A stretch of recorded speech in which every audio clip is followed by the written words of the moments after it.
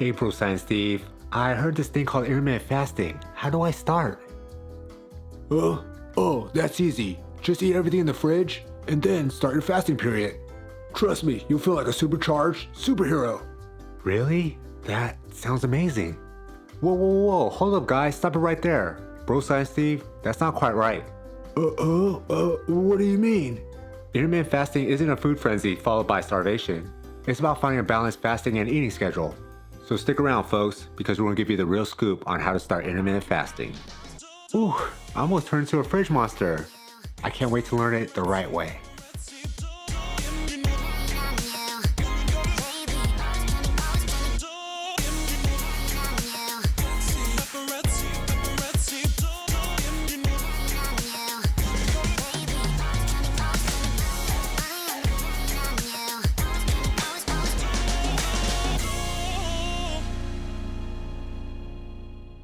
What's going on? It's your boy, Louis Ha Fa Sho. You know how we do. Today we're going to dive into the world of intermittent fasting, and boy, do we have a lot to cover. So grab a snack, but don't eat it just yet, and let's get started. Alright, so let's break it down. Intermittent fasting is not a mythical creature from like another dimension. It's actually a way of eating that gained a lot of popularity in recent years. It's all about dividing your day into periods of eating and fasting. But before we get into the nitty-gritty, let's talk about some mistakes people make when they first start intermittent fasting. Mistake number 1, the hangry monster. Picture this, you just start your fasting period, and suddenly a small inconvenience turns you into a raging beast. Your family hides in fear as you grumble, growl, and snatch any edible item within reach. Trust me folks, if you're going to try intermittent fasting, make sure you have a plan to keep the hangry monster at bay. Maybe try drinking water or distracting yourself with a fun activity. Otherwise, you might end up with a reputation as the hangriest person on the planet. Watch out folks, when the hangry monster strikes, even a piece of broccoli can look like a juicy cheeseburger.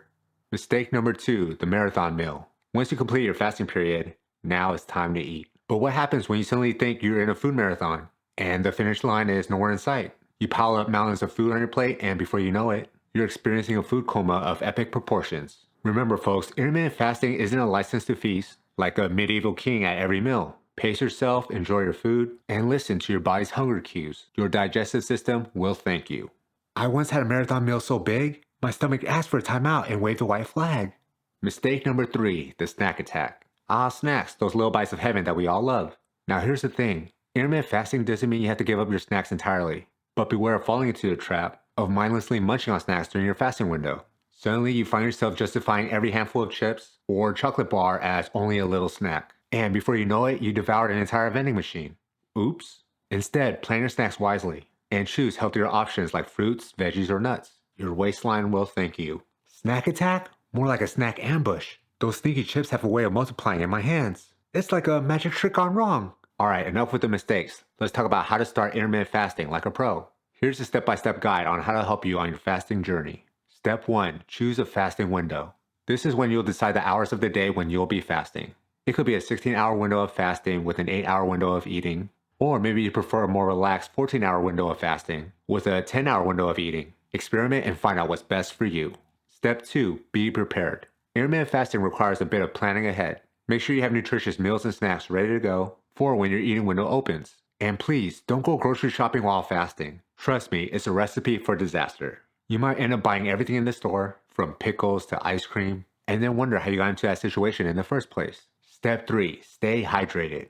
Hydration is key, my friends. During your fasting window, it's essential to drink plenty of water to keep your body and mind in tip-top shape. You can even jazz it up with some lemon slices, or even infuse it with your favorite fruits to add some flavor. Just remember, sodas and sugary drinks are a no-go. We're fasting, not indulging in a sugary soda marathon.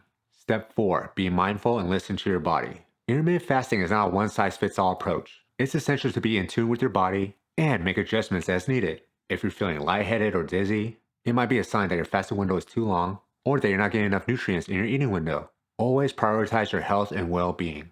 I've mastered intermittent fasting, and now I'm the undisputed champion of the Hunger Games. May the fork be ever in my favor. And there you have it folks, a journey through the world of intermittent fasting, filled with the biggest mistakes and practical tips to get you started. Remember, it's all about finding what works for you and enjoying the process. Have you tried intermittent fasting? Let me know in the comments below. Online coaching will be available soon. I also have another YouTube channel if you're interested. We talk more about mindset, creating better habits, discipline, and achieving your goals outside of fitness. So if that sounds good to you, head on over to Louis Ha Fa Sho I'll leave a link in the description box below. And oh yeah, don't forget to bring the shreds, and I will talk to you soon. Peace.